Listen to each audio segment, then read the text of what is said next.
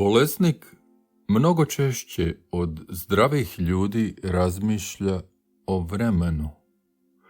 Uglavnom o tome koliko mu je još vremena ostalo, ali i o vremenu koje je prošlo i svemu što je radio, te o onome što se od njega očekuje da radi u vremenu koje još ima. Bolesnik mnogo bolje od zdravih ljudi vidi koliko mu je vremena oteto i koliko je vremena i svojevoljno potrošio na stvari na koje ga danas ni u ludilu ne bi trošio. Društva su organizirana kao strojevi za krađu i drobljenje vremena.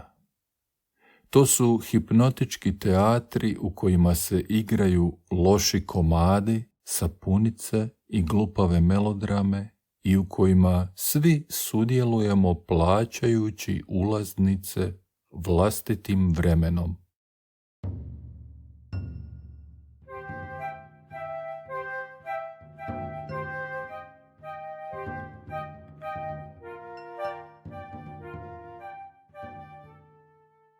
Čut ćeš mnoge kako kažu: poslije 50. povući ću se u dokolicu, a u 60. ću napustiti javnu službu. A kakvo jamstvo, molim te, imaš da će tvoj život trajati toliko dugo? Kako je kasno početi živjeti baš kad moramo prestati? Kako je suludo zaboraviti na smrt da bi se svi planovi odgodili do 50. ili 60. te život započeti od trenutka do kojeg rijetki stignu. Veliki dio ljudskih bivanja odvija se mehanički, u obavljanju stvari koje trebamo ili moramo raditi da bismo preživjeli, u redovitom izvođenju rituala, nužnom da bi se svijetom ljudi automata moglo proći neometano, u stalnom imenovanju stvari i kategorija, svakodnevno ponavljanom da bi se mehaničkom bivanju dao legitimitet. Takvi procesi vode depersonalizaciji i dehumanizaciji pojedinca, a sve zbog uklapanja u društveni automat. Bolesnima se zbog svog nužno drukčijeg pogleda na društvo ovi procesi često razotkriju, pa uobičajene društvene rituale i opće poznate istine ugledaju u posve drukčijem svjetlu.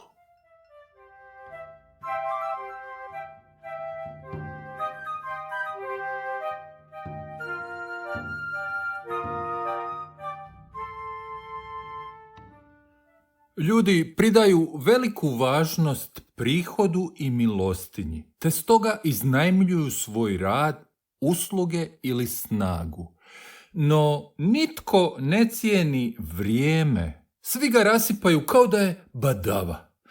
Ali pogledajte iste ljude kako se privijaju liječniku uz noge kad obole i osjete opasnost od smrti.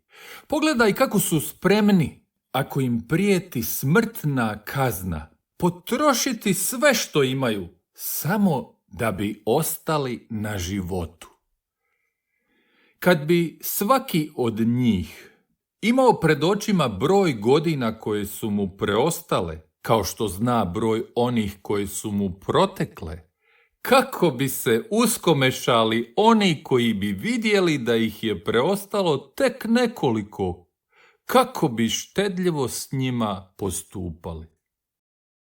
Zdravi o budućnosti razmišljaju kao o prostoru mogućnosti, kao o vremenu kad će se svi njihovi planovi ostvariti. Pred njima su godine, još mnogo godina, i oni nisu na toj stravičnoj krivulji propasti i raspada kojom putuju bolesni. Pred zdravima su neostvarena velika djela. Tko zna kakva još i što ih sve veliko čeka, pogotovo ako su dovoljno mladi. Zdravi ne žive u sadašnjosti, oni ono pravo življenje i život koji tek očekuju ostavljaju za budućnost. Čak i kad se odmaraju se planski, uvijek u skladu s mehanikom društvenog automata, pa tako krajem lipnja poteku rijeke automobila, autoputevi se zakrče, kao i sva ta mjesta koja se obavezno moraju vidjeti i na kojima se mora uživati. Svi tamo dolaze da nešto nađu, nešto za sebe što im nedostaje u siječnju i veljači, ne znajući pravo što je to. Pa na tim mjestima gdje su se odlučili odmarati, ponavljaju uobičajene obrasce iz betonskog siječnja i veljače. Žure, kupuju, prisvajaju, nadmeću se, pretječu, pod stresom da ne propuste nešto, iako ne znaju što bi se to moglo propustiti, a da nije upravo jednako onome za što se boje da ne propuste u betonskom siječnju i veljači. Tako svi sa sobom nose gužvu i beton i veljače i svi su jednako tmurni kao početkom godine kad planiraju kako će u kolovozu postati neki drugi ljudi. Zapravo postati konačno autentični kad pobjegnu od betonskog života koji ih pritišće. Ništa se tako na tim mjestima kojima hrle ne promijeni, niti se može promijeniti, jer upravo su isti takvi koji bježe od betona i veljača i stvorili beton i veljače, da u njima zauzimaju, stječu i pretječu, troše i kupuju, osjetivši ponekad, iako posve rijetko, da postoje sunčani kolovozi i mirisni borovi i more i vrijeme koje drukčije teče i obećavši sebi da će u kolovozu otići tamo i biti posve drugačiji, autentični i da će konačno naći ono nešto za čim su žudili, barem nakratko, u siječnjima i veljačama, iako ne znaju što bi to moglo biti, a da nije uobičajeni siječanj i veljača i beton.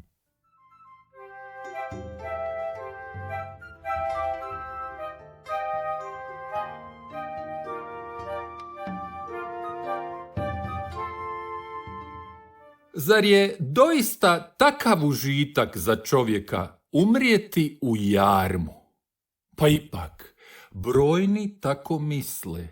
Njihova želja za njihovim poslom traje duže od njihove sposobnosti.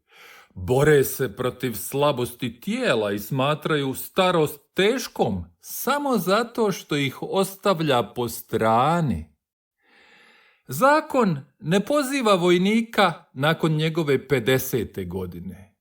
Ne poziva senatora nakon njegove 60. Ljudi samima sebi teže daju odmor nego što im ga zakon daje.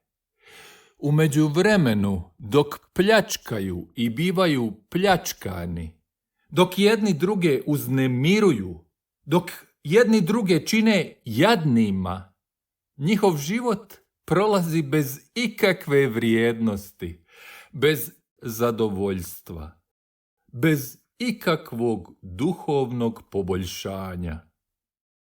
Naš crpi iz prošlosti i planira za budućnost.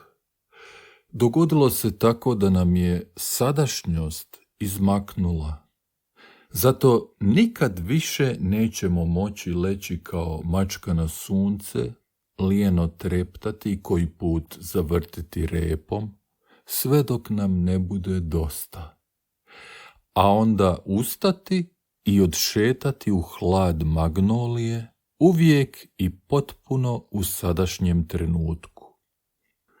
Mi smo bića koja žive za vrijeme koje nikad ne dolazi, jer samo je sadašnjost tu, a sva ona budućnost koju planiramo i željno iščekujemo zapravo ne postoji. A ako se i ostvari u nekoj budućoj sadašnjosti, ni onda je nećemo moći uistinu proživjeti, jer ćemo i tada promišljati o nekoj novoj budućnosti, a željena će nam se i iščekivana budućnost, koja je nakratko postala sadašnjost, učas istopiti u prošlost. Nema više. Nitko danas ne zna živjeti u sadašnjosti, a čak i nas nekoliko koji pokušavamo, u tome ne uspijevamo, jer zato bi prvo trebalo napustiti svijet, popeti se na svaku planinu kao Bašo uskim putem prema sjeveru ili preći pješice 1000 milja od Wisconsina do močvara Floride kao Muir, grleći usput hrastove Kentuckija i srebrnu mahovinu Georgije. Trebalo bi se odmetnuti, a onda prestati pokušavati. A ni tada nije sigurno.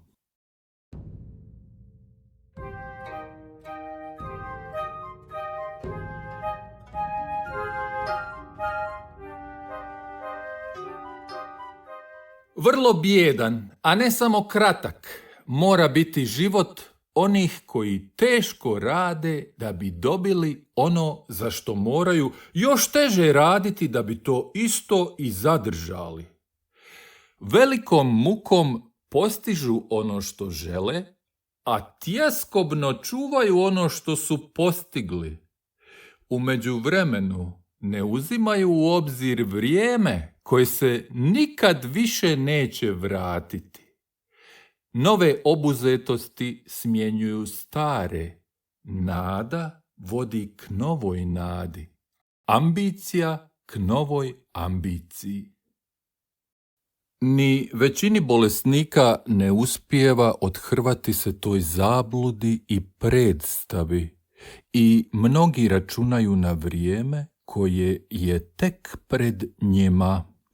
Računaju na vrijeme u kojem će možda biti zdravi i troše tako ono vrijeme koje imaju na tjeskobno razmišljanje o pretragama i nalazima te trendovima koji uporno otkucavaju jedno drugo, a zapravo isto vrijeme u njima, slijepo i bezosjećajno vrijeme diobe stanica u kojem nema ni sadašnjosti, ni prošlosti, ni budućnosti, nego samo monotonog takta koji oduzima.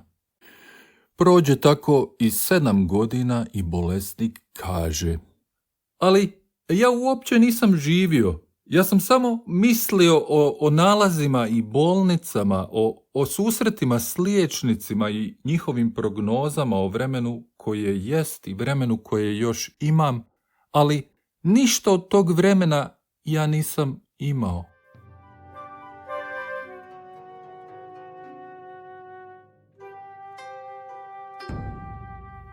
Najveća je prepreka življenju očekivanje. Nada u sutrašnjicu kojom tratimo sadašnjost. Raspolagao bi onim što je u rukama sudbine, a ispuštaš ono što držiš u vlastitim. Kamo gledaš? Kojem cilju stremiš? Ono što tek treba doći, nesigurno je. Zato živi sada. Neizlječiva ili smrtonosna bolest znači i da ne postoji vrijeme nakon izlječenja, jer izlječenja nema. Postoji samo vrijeme bolesti s kojom treba živjeti. U tome su bolesni i zdravi donekle jednaki. Postoji samo vrijeme u kojem jesmo i u kojem treba živjeti, a to vrijeme nije ni prošlost, ni budućnost. Život, uostalom, svakog od nas ubija, samo neke žešće i brže, a neke polaganije. Treba živjeti koliko se može i biti sretan u vremenu u kojem nas ništa ne boli. Treba voljeti i disati i plivati i popeti se opet na sva ona mjesta gdje smo se penjali, ako možemo.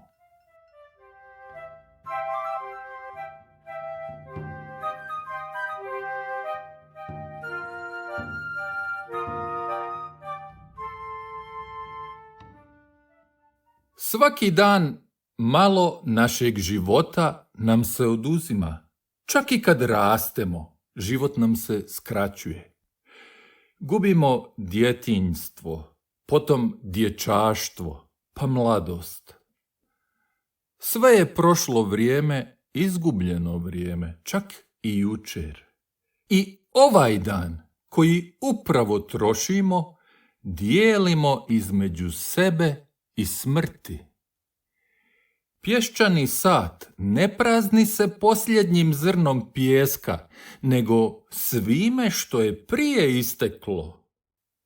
Jednako tako, konačni trenutak kada prestajemo postojati ne donosi sam po sebi smrt, on tek dovršava proces umiranja.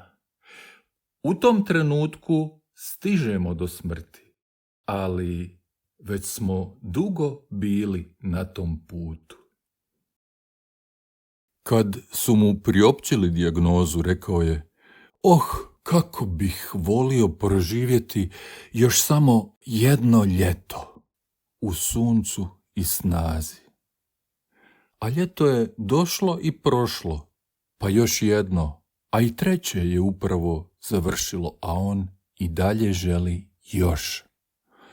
Dogodilo se nekako da ta ljeta uopće i nisu dolazila i odlazila, nego su uvijek bila tu i sad, potiskujući zaboravljene zime i sobe za izolaciju i autoportrete u mračnim prozorima bolnica u gluho doba noći.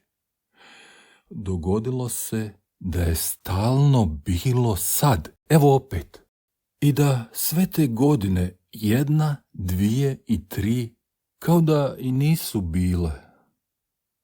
Kao da je sad pobjegao iz bolnice na more, želeći odživjeti to svoje ljeto koje su mu htjeli oteti, a već ga treće ljeto zatiče na stijeni, gdje se i opet ipak uspio spustiti kroz miris pavitine, putićem zaraslim u šmriku i crniku.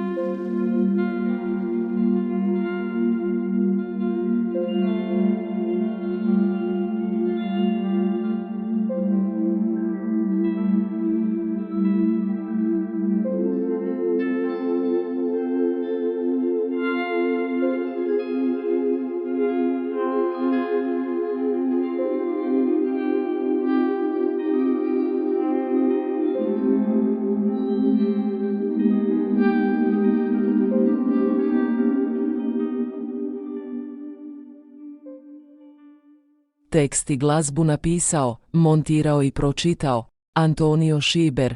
Pročitani su dijelovi pisama Lucija Anea Seneke, Paulinu i Luciliju.